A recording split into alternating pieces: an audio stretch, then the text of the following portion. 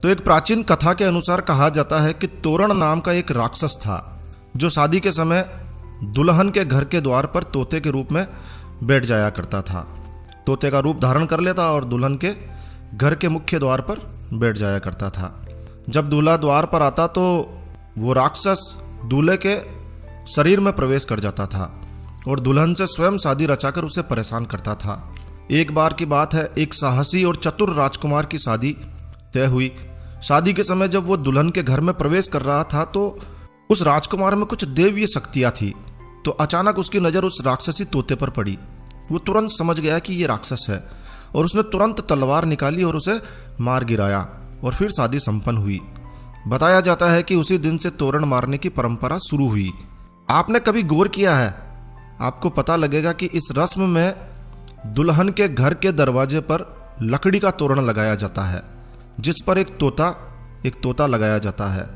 अगर आपने नहीं देखा है तो आप ठीक से तोरण को देखिए। तोरण पर तोता जरूर बिठाया जाता है। तो लकड़ी से तोरण बनाया जाता है और उस पर एक राक्षस का प्रतीक तोता बिठाया जाता है और बगल में दोनों तरफ छोटे तोते बिठाए जाते हैं।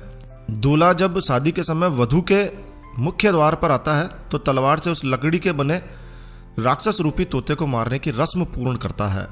गांवों में तोरण का निर्माण खाती के द्वारा किया जाता है, लेकिन आजकल बाजार में सुंदर सुंदर तोरण मिलने लगे हैं। कुछ तोरण तो चाइनीज तोरण है जिस पर गणेश जी और स्वास्तिक जैसे धार्मिक चिन्ह अंकित किए होते हैं।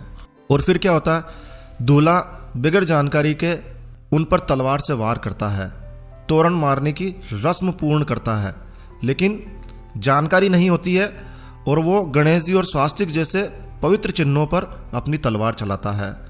शास्त्रों के अनुसार तोरण पर तोते का स्वरूप ही होना चाहिए, दूसरा कोई चिन्ह नहीं होना चाहिए। लेकिन इन दिनों तोते की जगह तोरण पर गणेश जी या अन्य धार्मिक चिन्ह अंकित कर दिए जाते हैं। दूल्हा भी तोरण की जगह उन पर ही वार करता है और कहते हैं कि भारतीय समाज में पति पत्नी के मध्य अनेक प्रकार के विवाद, तलाक बढ़ने के मामले के पीछे भी यही कारण है। तो विद्वानों को भी इस बात को समझकर प्रचारित प्रसारित करना चाहिए। एक तरफ हम शादी में गणेश पूजन करके उनको रिद्धि सिद्धि सहित शादी में पधारने का निमंत्रण देते हैं और दूसरी तरफ हम उन्हीं पर तलवार से वार कर उनका अपमान करते हैं। ये उचित नहीं है। तोरण की इस रस्म का ध्यान रखकर परंपरागत तोरण को ही लगाया जाना चाहिए, लेकिन जानकारी के अभाव में लोग जानते ही नहीं हैं, क्या करें। जानकारी के अभाव में जो तोरण बाजार में मिल जाता है वही ले आते हैं।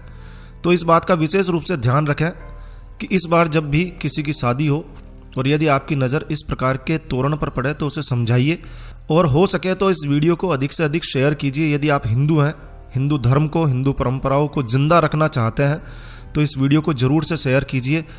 दोस्तों, हम इस वीडियो के माध्यम से